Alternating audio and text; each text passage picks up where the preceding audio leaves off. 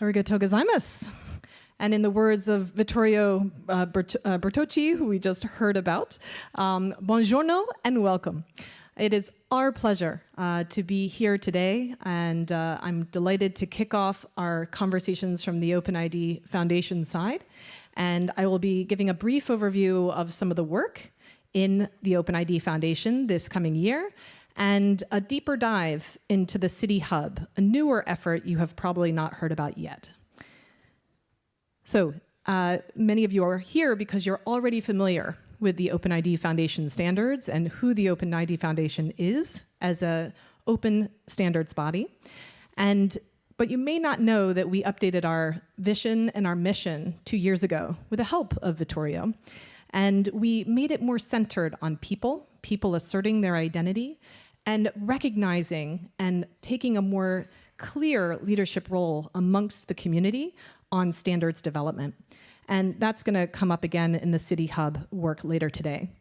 Many of you are also here because I imagine you are actually deploying some of our standards, and we thank you for your work. You are part of a much wider community. We now collectively are serving billions of users across millions of applications, which started with login for users in enterprise, but now cascades across many other topics that are very urgent and important today, like open data and digital identity. We're very proud to be partnering with many countries, including here in Japan. We're grateful to the Japanese government for funding some of the new work on OpenID for verifiable credentials, and specifically the tests that we need to support those standards. And we've long-standing relationships with other countries, such as the whole row on the bottom are countries that are pursuing open banking, open data. And most recently, the UAE just informed us a couple of weeks ago of their intent to move down that path this year. With the US, we work very closely with multiple departments, including NIST, with their new special SP 863-4 revision. We've been actively feeding back on that. And then in the EU, you'll hear a little bit later today from Dr. Torsten Ladderstedt, who will speak to the EU digital wallet efforts, and the OpenID Foundation has been actively supporting their work. So many of our board members are also lead sponsors today, so many thanks to KDDI and NRI and Authleet, who are sponsoring this event, and active participants on our board. And we're proud that our board represents many different countries and many different stakeholders across the community. And I'll also note that one of the smaller logos is for Chicago Advisory Partners, and Elcio Khalifi is in the audience representing Chicago Advisory Partners, and they serve the Central Bank of Brazil in their open banking and open data deployment. So we're delighted to have both ecosystems on our board as well as major thought leaders in the community. Our focus for this year, and I know that my flower is not perfect. I did try on the plane on the way here to make it a little bit pretty for you, but now it's an enormous flower up on this beautiful screen. What you can see is our family of standards. So today I know we're going to have discussions around leading work in OpenID Connect, FAPI, which is the underpinnings of open banking and open data, shared signals, which was one of our newer standards on sharing signals across ecosystems, and digital credential protocols. And some of the other areas we went into more deeply yesterday in our workshop, and we might not get a chance to spend as much time on during the course of today. But what's important is that all of our work is anchored in the mission and the vision I told you about before, the people and the community. And the work of certification and the security analysis on our specs is also central to what we do and what makes our work more unique and special, because deploying our standards is one thing, but deploying it in a way that is certified to be conformant really unlocks the power of interoperability. And knowing that there's formal security analysis on our specifications gives implementers, including governments, a great deal more confidence. So one example is the Australian Treasury Department has funded on the order of $230,000 work on security analysis of FAPI, so that the Australian community could have confidence in their deployments, but not just Australia, all countries now benefit from the fact that they've made those investments. So there are many different stakeholders to our work at the OpenID Foundation, not least as many of you as members and implementers of the OpenID Foundation community who are actively using our specifications day to day and using our certification program. But we also seek to have other capabilities like interoperability events and workshops to help make sure that the community is well informed around the resources. We also work very closely with governments, like we mentioned, with requests for comments regularly coming to us, as well as white papers to make our work more transparent. And I was recently just speaking to Kosuke-san from KDDI yesterday, and he mentioned it would be great to translate these white papers into Japanese. And the board is also very keen to learn from the model we have here in Japan and think about how we can extend our work into other languages around the world. That we believe will ultimately help support the community that we seek to serve and build further upon the liaisons and the strategic partnerships we have with peer standards bodies, peer nonprofits, government partners, and others. So this little waterfall reflects the life cycle of the standards and the work that we do. On the top right-hand corner is the work of OpenID Connect and FAPI, which is some of the most mature work within the OpenID Foundation. But we are constantly and actively looking at what's happening in the marketplace to see what we need to do to serve the community in not just today, but in the years to come. And a few of those areas are in the middle, the W3C. We're actively monitoring several working groups that are in the domain of identity, as well as looking at the evolution in AI and post-quantum cryptography. And I think in the words of John Bradley, one of our longstanding board members and co-inventor of OpenID Connect, we think of our work as being post-quantum protected because we allow for changes in the underlying cryptography. So a very active set of work that the foundation is doing, taking through that life cycle. And to succeed and move up through the life cycle is engaging across the ecosystem, crossing the chasm. Individual companies need to cross a chasm as they grow, and our standards as they're adopted need to grow as well. So I'm going to spend a couple of minutes talking about a few of the key themes and trends that we observe from our perch working across different countries and across different regions. We are amazed with how the OpenID Foundation standards are being selected not just within companies and to enable partnerships, but to enable ecosystems within countries as well as bridging across countries. So that superpower is going to be on offer today in many of our discussions. And I use the analogy of the trees in the forest because I love the idea that the trees are sharing resources with each other, they're talking to each other, they're using the mycorrhizal networks under the earth to connect between all of these different plants and trade carbon resources between them. And that's a little bit like what the OpenID Foundation does. We're that connective tissue that links together entire ecosystems. Open data is another key theme. It's cascading everywhere. There have been individual country deployments, but the cascade across countries in a way kicked off with GDPR, which was picked up by the UK and now the open banking implementation entity to enable open banking in the UK. That cascaded to Australia, which pursued open banking, as well as in Brazil, which is one of the most active large-scale deployments of open banking. And you'll hear a little bit from Nubank during the course of the day around Nubank's experience in Brazil. And there will be, and then other countries have gradually moved along. We've seen Saudi Arabia, now the UAE. We had a call last week with Colombia, which has selected FAPI for their open banking deployments and in their regulation. So it's really moving very rapidly. And FAPI, as the underlying security profile, is probably, I think with some confidence, the most commonly selected global open standard across the world. We see in India the UPI specifications, or in Singapore, a domestic profile, which are excellent work in their own rights, but they're not currently being deployed across markets in quite the same way. So we're excited to support that global work. This is a newer analogy for me, but since I come from a financial services background, I find it intriguing, having worked at an HSBC on credit cards and at American Express on credit cards and networks. Today, we take it for granted it's so easy to do debit and credit card transactions. I arrived in Japan with no cash in my wallet, and it'll be a test to see if I can stay here till Tuesday night without needing to go to an ATM and have any cash at all. It seems quite possible because of contactless and the Suica card being virtual. It's very innovative.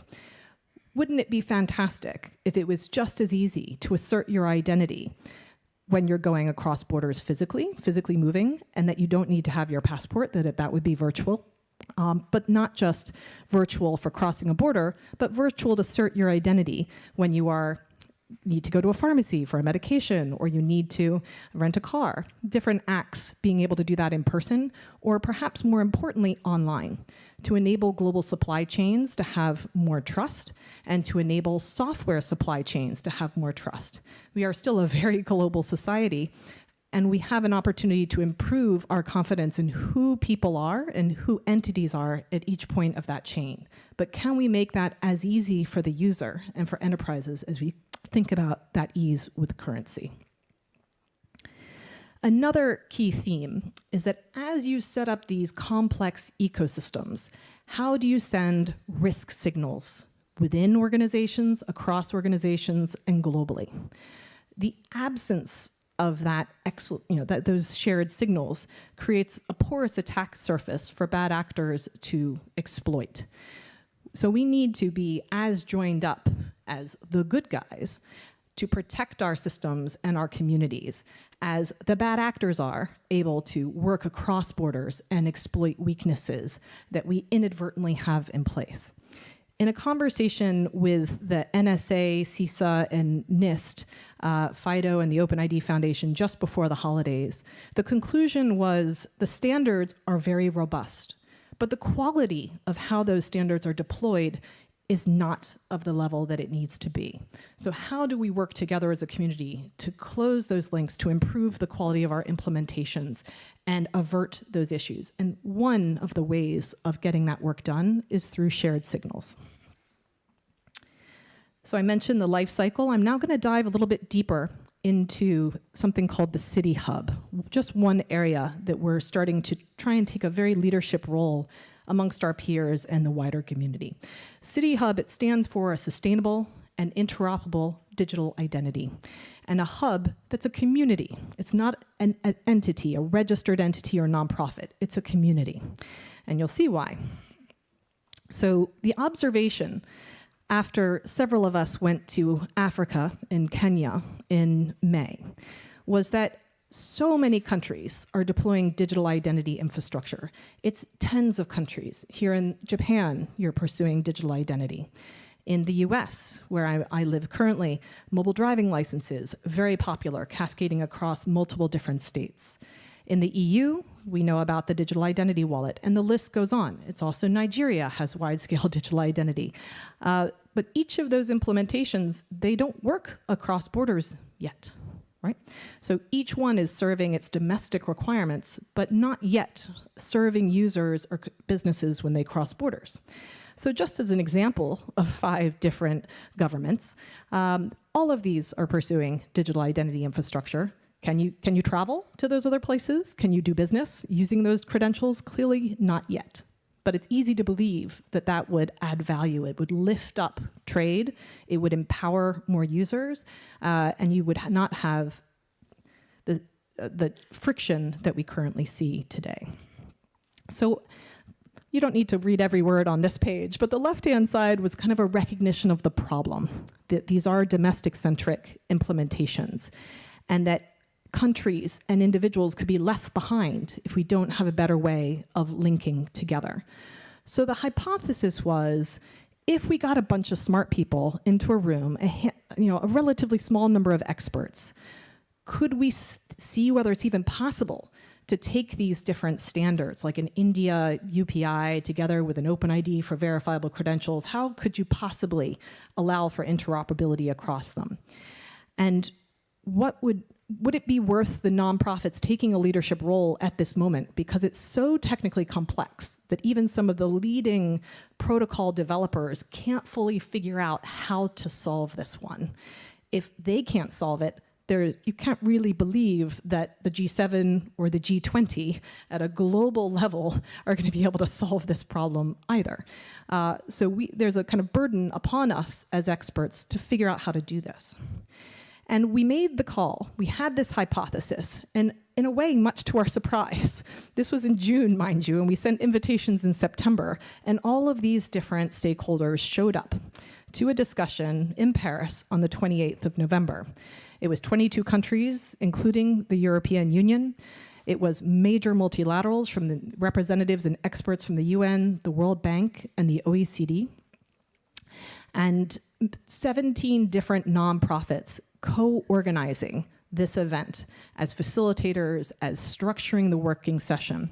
It was amazing that all of these people showed up at short notice and saw that there was a real problem, and not how to solve it, but that we could acknowledge that there was a problem emerging, and it was worth starting that dialogue. Many other key stakeholders were invited, including countries, multilaterals, nonprofits who weren't able to make it, but said we really want to make sure we can stay informed around the conversation and ideally participate in future events. And this was just who we could get to in time. There are many other countries and representatives we think are interested in this conversation, but we haven't extended our reach yet, which is part of our plan for this year. So to give you a few examples, it was Nat Sakamura, the chairman of the OpenID Foundation, was kind enough to attend. The director general from Nigeria's identity system was there. The chairman of the ID for Africa was there, and many other experts. The important conclusion we reached from the poll was that 92% of the attendees wanted to continue the work into 2024. The other 8% were like, maybe. Absolutely no one out of the 120 people said, no, we don't need to do this. It's going to be fine. Trust us, it'll be okay.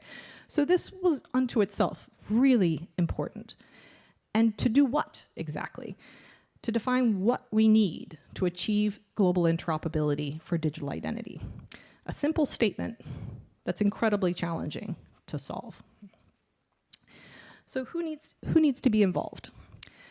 From those we invited, you would have a hypothesis, but the key stakeholder groups are pretty obvious. The multilateral institutions who would have formal authority and might take over some formal governance roles in the future, governments who have the responsibility for either the issuance of the credentials or the regulation of private sector deployments, the NGOs and the standards bodies, private companies, both those that are large and small, and academia. Academia is probably underweight in its focus on digital identity at the moment, and so there's a need for that to grow and improve. I look at cybersecurity and I see more robust infrastructure in academia than we have on the identity side of the equation. And then across this work, at the moment, nonprofit leadership would be useful. But the nonprofits are also very fragmented, as some of you would know. Not necessarily from bad will, although sometimes there's competition between standards or between nonprofit efforts. But that is a scarce resource, that volunteer time in nonprofits. How can we harmonize and be more focused in our collective work? And so with those stakeholder groups playing a leadership and active participant role, through the discussions in Paris, 5 different areas of focus bubbled up as important. And this came from the surveys that we held with the participants afterwards. So you see some data on the screen. 5 areas to focus on. Champion use cases. What are the actual use cases that are going to make a difference and drive the development and the interoperability of standards? What are the minimum requirements to get that done? How do you map the trust frameworks in different jurisdictions, which often are quite different, with different policy frameworks and layers of policy? What are the metrics of success? There's a UN sustainable goal for identity to give access to everyone globally, 8 billion people, to have access to identity credentials. But there's no equivalent for digital identity. Should we set one? Should we say that all 8 billion people should have the option of having access to digital identity? Again, whether that's a private or a nationally issued credential. different ways to solve it. And last but not least, this is a feedback from one of the major government participants. What should the governance model look like? Right now, the SIDI Hub is a community that is informal and seeks to be transparent and open and inclusive. But at some point, there's likely to be a need for governance in the way that with passports, the UN ICAO organization manages the public key directory so that you can cross a border easily and the public keys of countries are organized. But it's very straightforward, it's lightweight, right? List of public key information. So what should it look like? What are the technical requirements? What governance might be needed? Who should do that governance? How do we come up with a good way of approaching it? And how do we know what is the right balance of government leadership and private sector leadership in that governance model? The SIDI Hub conceives of itself as an incredibly lightweight organizing function that would help to make sure that the work streams are set up for success, that there's a way of participating, and that we have some of the other supporting tactics in flight. So it will need some funding, it will need strategy and focus, it will need clear communications. Some of those things we need to make sure we get done as well. So I'll highlight a couple of the work streams. One area of the use cases, you can see in the pictures a bunch of sticky notes. All of the participants got sticky notes and could vote for 2 use cases on the easy side and 2 use cases they thought would be hard. What should be the champion use cases? So from the results, it's not obvious, right? Some people think financial services is easy, some people think it's hard, but they're bubbling up to the top in both cases. There's also a wide spectrum. So even amongst these experts, it's not obvious that it's just one use case or it's just 5 use cases. There's such a wide range of use cases that are relevant. And in some cases, the policy requirements are different by use case, right? Healthcare versus financial services versus protecting children online. There's different laws to conform to. So even distilling the use cases needs its own journey, its own process that we go through to say, what's our criteria to select it? How do we set the right infrastructure, choose use cases that will build the right infrastructure, and then we can build further use cases from there? And how do we make sure that we can drill down into those use cases to enough detail that we can identify the gaps between the protocols, we can identify the gaps and map the trust frameworks, and we can turn it into something that real products can be developed and built around.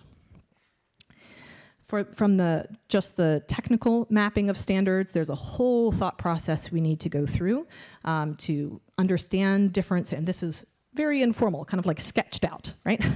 How do we evaluate the different standards, understand how they're connected to each other, and ultimately get to a point where you could do conformance against them?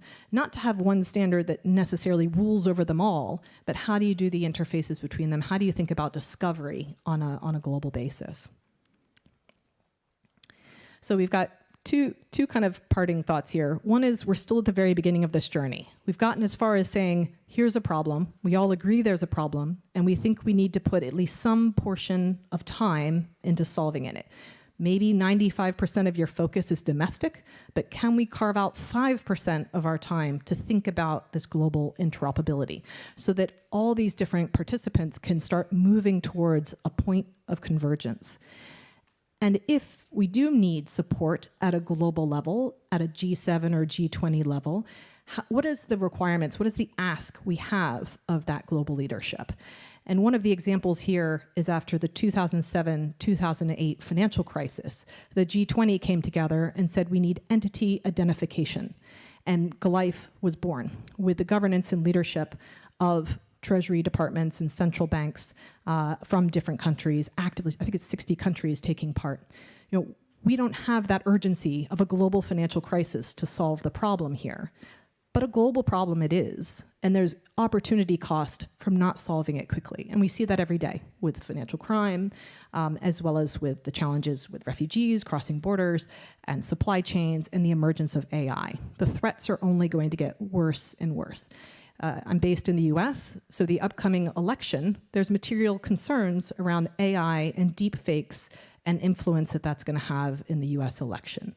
And I think others are concerned about that too. So there is urgency, but how bad does it have to get before we have the support that we need and we've got the vision and the focus on solving the problem? So the last kind of slide here is we're thinking about not just virtual work streams with engagement and structured focus, not to develop new standards, but again, to think about how we harmonize between them. So work streams on standards, engagement with larger audiences like yourselves, but also a handful of in-person meetings to continue the thought leadership in person. So before ID for Africa and in Berlin, the European and Identity Cloud Conference in May, we're gonna have 2 dedicated days. We haven't confirmed, but we're thinking about in September with the American, or it's North American, but American Motor Vehicle Administrators. They issue driving licenses that serve as identities in the US and Canada, to have a day before that. Here in Asia, we'll be speaking next week with the Japanese government and with the Singapore government to see, if one government would like to take a leadership role, or what would be the convenient time to have a session in Asia. And then in Latin America, the natural milestone is the G20, which is going to be hosted in Brazil. And the Brazilian government is very active in issuing digital identity credentials, and I think is likely to include this in their agenda. So we've got a big year ahead of us for the SIDI Hub, and I'm delighted to share our emerging strategy. So hopefully during the day, you can tell me what you think and what your thoughts are on this work. So with that, I thank you. And you can, of course, hear more about the OpenID Foundation on our website and the SIDI Hub community on that site. Thank you very much. Arigatou gozaimasu. Ms. Hodges, thank you very much.